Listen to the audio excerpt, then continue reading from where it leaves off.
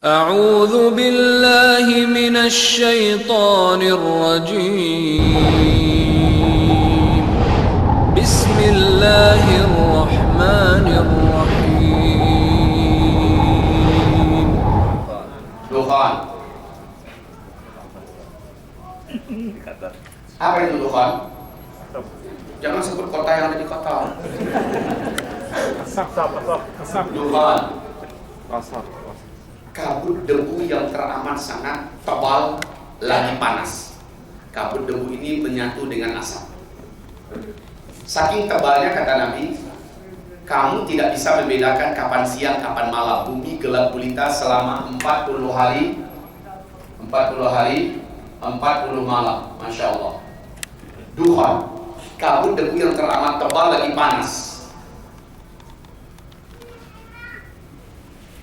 Saking tebalnya, dunia ini gelap gulita 40 hari, 40 malam. Di timur, di barat, di utara, selatan gelap dan panas. Kabut yang sangat panas ini menjadikan cairan gunung es abadi yang ada di kutub utara dan kutub selatan meleleh. Akibatnya dalam kegelapan, kota-kota yang dibangun di tepi pantai di muka bumi ini banyak yang tenggelam. Kalau kota-kotanya hanya rendah ya, tenggelam. Taib kaum muslimin, saking gelapnya kata Nabi kepada para sahabat, kalau kamu letakkan telapak tangan kamu di depan wajahmu, lam yakad yaraha, kamu tidak akan mampu melihat apa-apa saking gelapnya. Dan panas itu menyebabkan orang-orang kafir orang-orang kafir yang ada di muka bumi ini, yang sebelum dukhan ini terjadi, dia nggak sempat menyelamatkan diri, nggak sempat sembunyi. Maka kata Rasulullah, akan melepuhlah kulit mereka. Melepuh seperti orang dimasukkan ke dalam oven. Kebayang panasnya dukhan ini? Panas kaum muslimin. Kutub utara, kutub selatan saja bisa dibuatnya mencair meleleh. Orang kafir dibuatnya melepuh. Orang kafir yang selamat adalah yang bersembunyi dalam persembunyian mereka. Subhanallah, Bapak Ibu yang kami muliakan. Dan orang Islam dari umat Nabi Muhammad yang punya iman, lalu amal solehnya banyak sebelum dukhan ini terjadi, orang tersebut aman. Mereka hanya seperti sedikit terserang flu dan demam. Kulit masih utuh, walaupun agak sedikit sesak nafasnya, oksigen susah didapat dalam kegelapan itu, tapi berkat iman dan amal solehnya Allah jaga dia dari bahaya dukhan. Nah, yang menyedihkan adalah orang Islam dari umat Nabi Muhammad yang banyak buat maksiat sebelum dukhan ini terjadi. Maksiatnya banyak. Sholat dipermainkan, orang gaib apa? Orang tua didurhakai, riba dimakan, zina kesana kemari. Banyak maksiat dia buat lah. Ya, maka orang Islam tersebut sama tersiksanya dengan orang kafir. Melepuh dari mulut mereka, kata Rasul, mengeluarkan asap, dari lubang hidung mereka mengeluarkan asap, dari lubang dubur mereka mengeluarkan asap, paru-paru dan jantung mereka seperti hangus terbakar. Hidup tapi tersiksa. Ini dukhan. Berapa lama? 40 hari 40 malam. Dukhan ini ketika sudah tersingkap matahari kembali menerangi bumi, fenomena yang disaksikan oleh manusia di muka bumi, yaitu bumi ini iklimnya berubah menjadi sangat ekstrim, panas, sangat panas bumi ini. Kaum muslimin, berapa jaraknya dengan terjadinya tanda besar kiamat yang kedua, yaitu Dajjal lepas? Paling lama jaraknya hanya 3 tahun saja. Paling lama loh ya. Dari dukhan ke Dajjal ini ada 3 tahun paling lama, lalu Dajjal lepas. Sementara kondisi bumi sangat panas, kemarau panjang, ekstrim serentak di muka bumi, kelaparan terjadi di mana-mana. Betapa berat hidup ketika itu, Pak. Tayyib, kaum muslimin yang kami muliakan, sehingga Dajjal ketika datang, saat kemunculan Dajjal itu, orang yang hidup di muka bumi yang memang tidak beriman, apalagi orang Islam yang memang tipis-tipis imannya, sudah berharap Dajjal masuk ke kotanya. Sebab apa? Terdengar berita, kemanapun Dajjal masuk, Dajjal membagi-bagikan makanan. Dajjal bisa menurunkan hujan, Dajjal bisa menyuburkan tanah yang mati, bahkan Dajjal bisa menghidupkan yang sudah ada di dalam kuburan. Dajjal bisa menghidupkan bangkai-bangkai binatang yang sudah menjadi tulang belulang. Masya Allah. Akhirnya manusia yakin Dajjal ini adalah sang penyelamat. Dajjal adalah Tuhan. Kata Nabi, 2/3 umat manusia nanti akan sujud menyembah Dajjal ketika Dajjal keluar. Dan dari umatku yang paling banyak nanti menyembah Dajjal adalah kaum wanita. Bu, nanti ibu mau didengar ceramah saya di YouTube ya tentang Dajjal. Ada 2,5 jam Bu, pembahasannya tentang Dajjal ini. Buka nanti Zulkifli Muhammad Ali di YouTube atau Uzma Media TV Channel. Semua ceramah-ceramah saya ada di Uzma Media TV Channel. Ustaz Zulkifli Muhammad Ali ya. Nanti ibu khusus tentang masalah Dajjal. Judulnya adalah Menyingkap Rahasia dan Fitnah Al-Masih Dajjal. Tolong ibu buka itu. Bapak juga wajib tahu.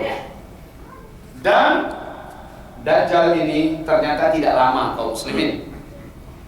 Seluruh kota di muka bumi akan dimasuki oleh Dajjal. Seluruh kota di muka bumi akan dimasuki oleh Dajjal.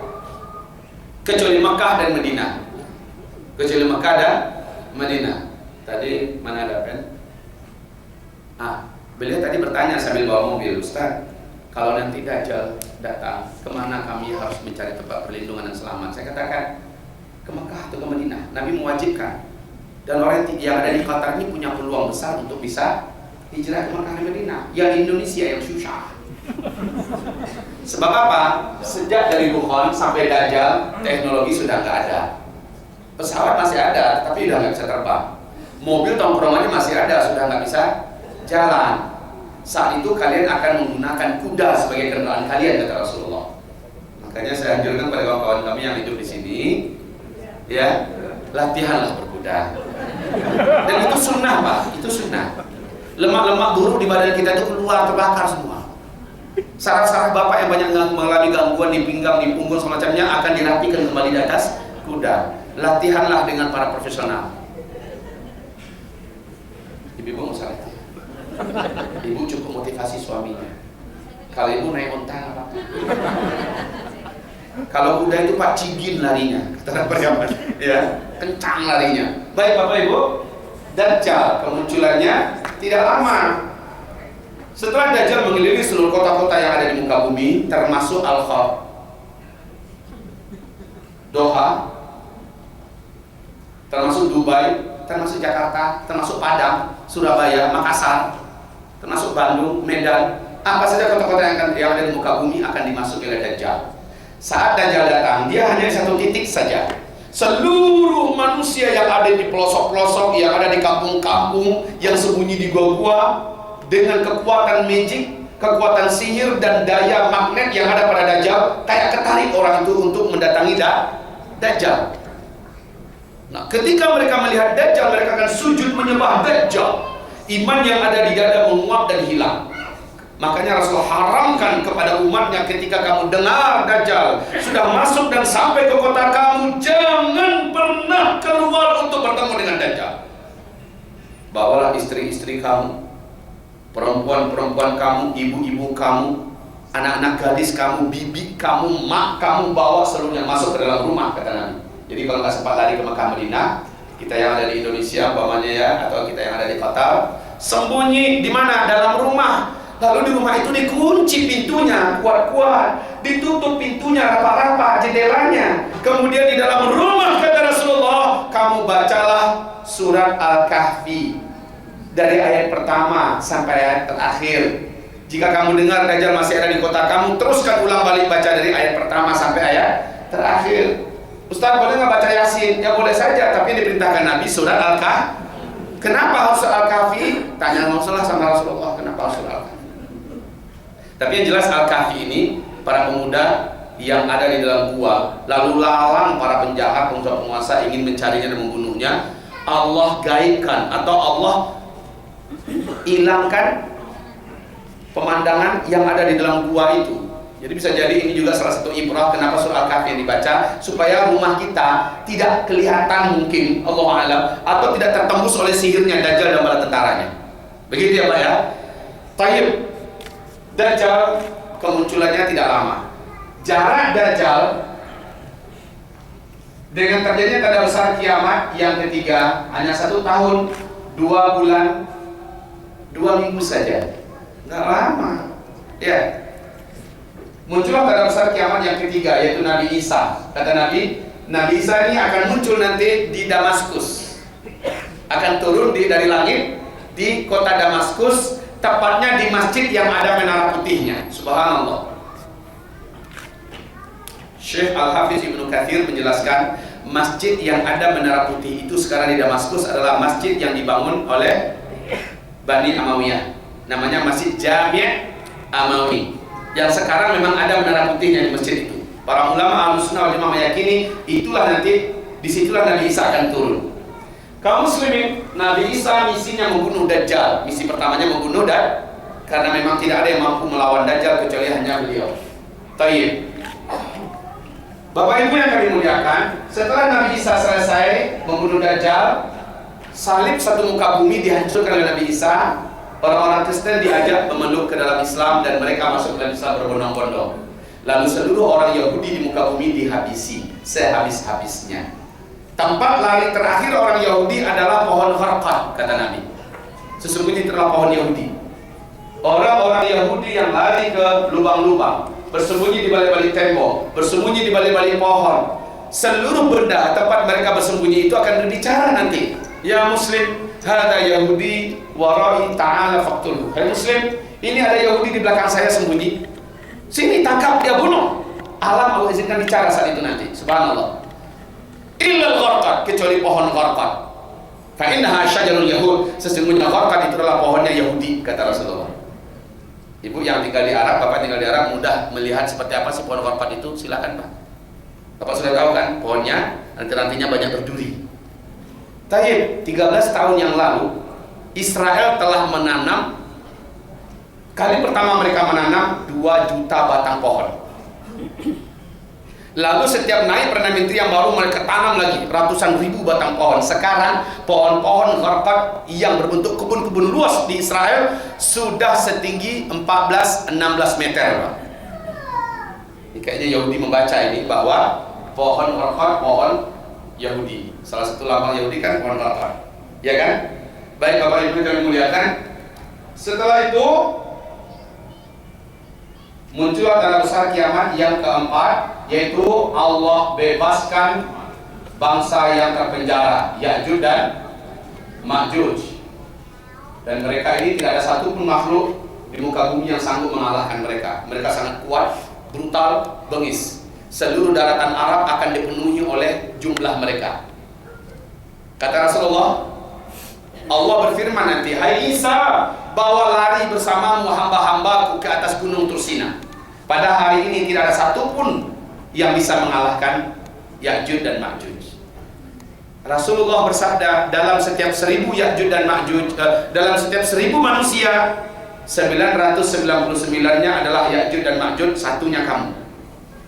Bayangkan jumlahnya sangat banyak, memenuhi seluruh daratan bumi. Tidak ada tempat dimanapun di muka bumi ini melainkan Ya'juj dan Ma'juj sampai ke situ.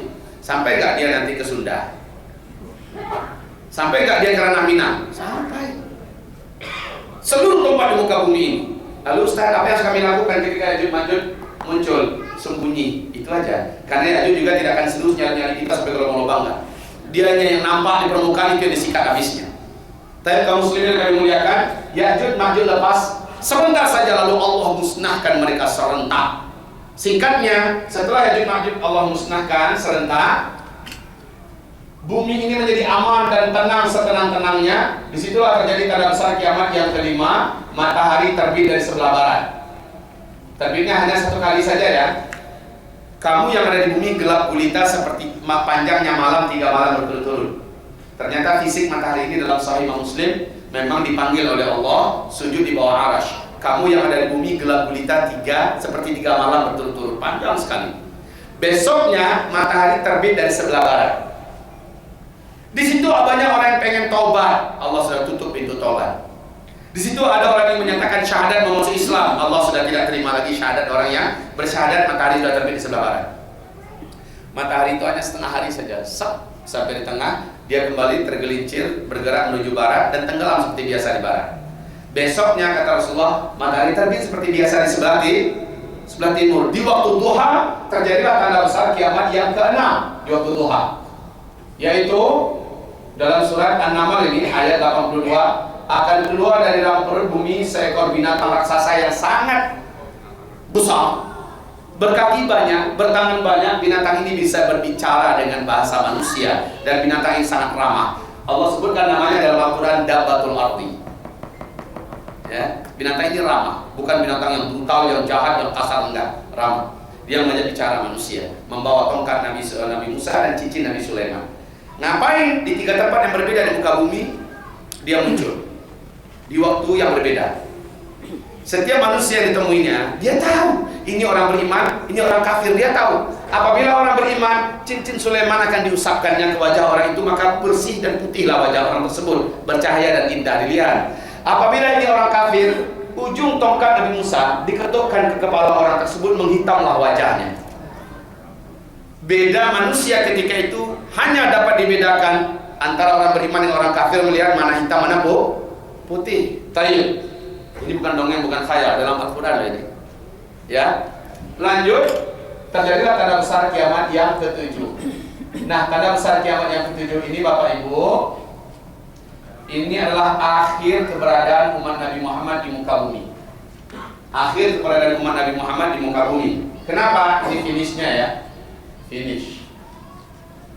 Kenapa? Dari sini angin lembut dari negeri timur, atau di hadis yang lain Nabi mengatakan dari Yaman. Angin lembut ini sejuk dan berbau wangi kasturi. Angin lembut tersebut dengan cepat membungkus bumi, serentak bumi ini dibungkusnya. Siapapun saja orang yang beriman, umat Nabi Muhammad yang ada kepercayaan dan keyakinan kepada Allah, wow, imannya hanya seujung kuku, angin itu akan sampai kepadanya, walaupun dia ada di dalam gua, dia ada di puncak gunung, dia ada di lembah, di mana saja, asal ada orang beriman, angin itu akan sampai kepadanya. Saat orang itu tersentuh oleh angin tersebut, terhirup olehnya angin tersebut, maka di tempat itu juga dia meninggal dunia. Serentak satu muka bumi, orang Islam, orang beriman kepada Allah meninggal dunia, sehingga tidak tersisa yang hidup di bumi kecuali orang-orang yang memang tidak ada iman